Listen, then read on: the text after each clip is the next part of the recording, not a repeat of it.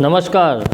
चर्चा करते हैं जन्म कुंडली के छठे भाव में उपस्थित चंद्र की। आपकी कुंडली में छठे भाव में यदि चंद्रमा है तो किस प्रकार का फल देगा। पूर्व की भांति जो ग्रह की हमने 12 स्थितियां बताई थीं, यानी उच्च राशि नवांश, शुभ नवांश, नीच राशि नीच नवांश, पाप नवांश, मित्र राशि मित्र नवांश, वर्गोत्तम शत्रु राशि शत्रु नवांश और स्वराशि, इन 12 प्रकार की स्थितियों में चंद्रमा यदि छठे भाव में बैठा है तो किस प्रकार का फल देगा। मुख्य रूप से चंद्रमा से हम रोग और शत्रु का विचार करते हैं। इसके साथ साथ कुछ व्यसन, रोग पीड़ा, ननिहाल का पक्ष और मुकदमा आदि का भी विचार छठे भाव से किया जाता है। हमारे पौराणिक दर्शन में ज्योतिष शास्त्र की बहुत बड़ी प्रशंसा का उल्लेख हमारे ऋषियों ने किया है। अन्य शास्त्र ऐसा कहा गया है कि जो मुहूर्त चिंतामणि नामक ग्रंथ है उसकी पीयूष धारा टीका में एक स्थान पर आया है कि अन्यान्य शास्त्राणि विनोद मात्रम न किंचिदेषां भुवि दृष्टमस्ति चिकित्सित ज्योतिष मंत्रवादा पदे पदे प्रत्ययमावहन्ति, कि अन्यान्य जो पुराण हैं वो केवल विनोद मात्र हैं। यहाँ पुराण के रचनाकार का उद्देश्य पुराणों से विनोद करना नहीं है, व्यंग करना नहीं है। पुराण वक्ता का उल्लेख यहाँ पर इस आशय से है कि आत्मानंद के विनोद के लिए, आत्मा के मनोरंजन के लिए पुराण का अध्ययन मनन अनुशीलन करना चाहिए। तो ऐसा लिखा है कि अन्य शास्त्र विनोद मात्र हैं, उनका पृथ्वी पर कहीं लौकिक व्यवहार दिखाई नहीं देता है। और ये सत्य भी है कि पुराणों का पृथ्वी के संसार जो हम सांसारिक जीव हैं वहाँ किस प्रकार का व्यवहार, लेकिन 3 शास्त्र जो बताए गए हैं उनका हमें हर क्षण आश्रय लेना पड़ता है। नंबर 1 चिकित्सा शास्त्र, नंबर 2 ज्योतिष शास्त्र और नंबर 3 मंत्र शास्त्र।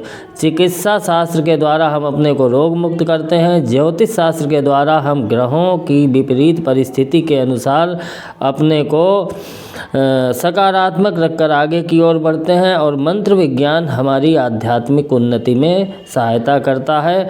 तो इस प्रकार इस ज्योतिष शास्त्र की महिमा पुराणों में कही गई है। एक बृहद संहिता में भी 2 अध्याय के 13वें सर्ग में इस प्रकार का उल्लेख है कि जो ज्योतिष वेत्ता है, जो दैवज्ञ है, वो कभी नरकगामी नहीं होता है, यानी उसको नरक का भय नहीं रहता है, वो सीधा ब्रह्मलोक का अधिकारी होता है। कहा गया है कि न सांबर शरत पाठी न नरकेषुपपद्यते ब्रह्मलोके प्रतिष्ठां च लभते दैव चिंतका। ज्योतिष विद्या को जानने वाला कभी नरकादि लोकों की प्राप्ति नहीं करता है, यानी उसको नरक से कोई लेना दे नहीं। क्योंकि और आगे लिखा है कि ब्रह्मलोके प्रतिष्ठां च लभते दैव चिंतका। जो ज्योतिष विद्या का जानने वाला है वो दैव का विचार करने वाला, यानी ज्योतिष विद्या के जानने वाले को दैवज्ञ कहते हैं। और दैव शब्द का अर्थ भाग्य से है।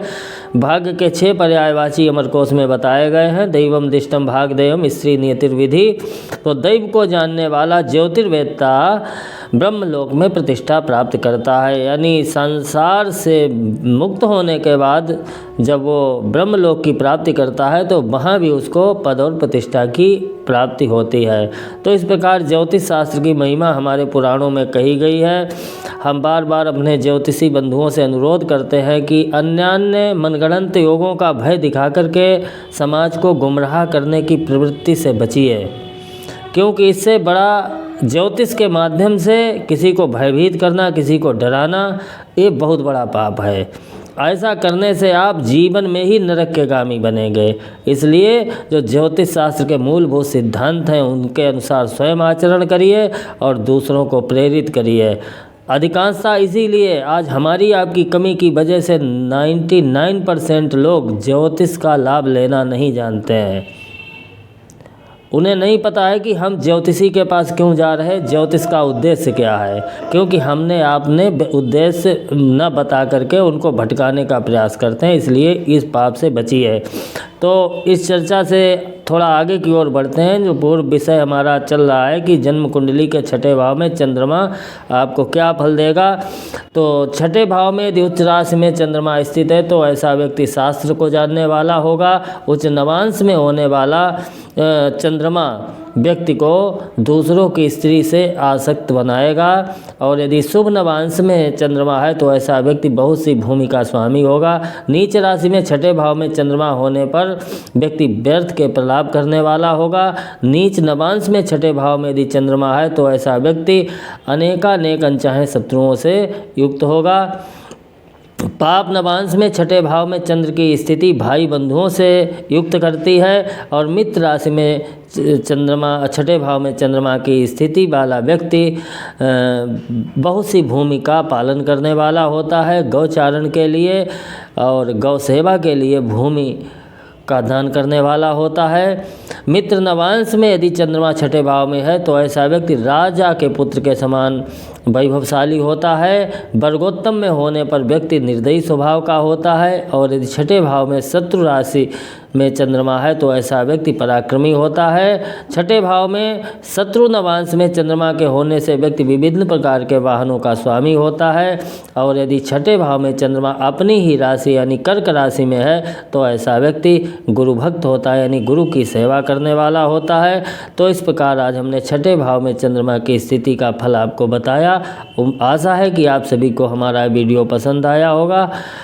कृपया हमारे YouTube चैनल पर बने रहिए, इसको लाइक, सब्सक्राइब और शेयर कीजिए।